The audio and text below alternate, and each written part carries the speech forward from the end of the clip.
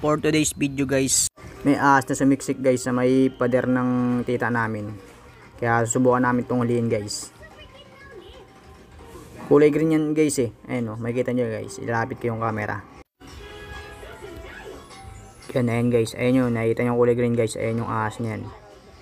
Hindi basta-bastang ahas yan guys. Kasi ano yan, makamandag na ahas yan guys eh. Pag natuklaw ka nyan guys, sigurado may kalalagyan ka talaga dyan guys. Kaya subukan namin huliin yan guys.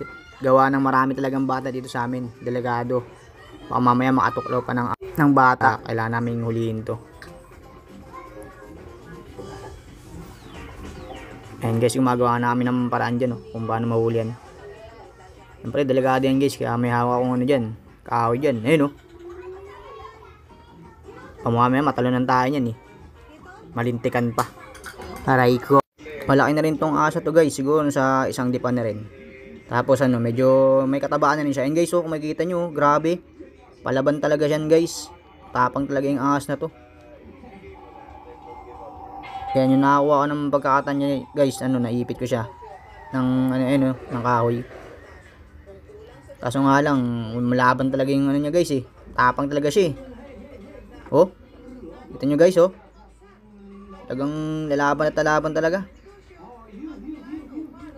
Kaya delikado talaga tong ahas na to. Kailangan talaga mahuli to guys. Ayun grabe, laki ng bunganga Ganda ng kulay niya guys, kulay green Agresibo guys,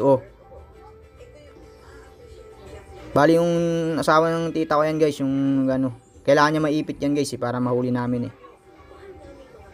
Kaso hindi niya pa matsempuhan Ayan Kailangan guys maipit na namin para mahuli yan.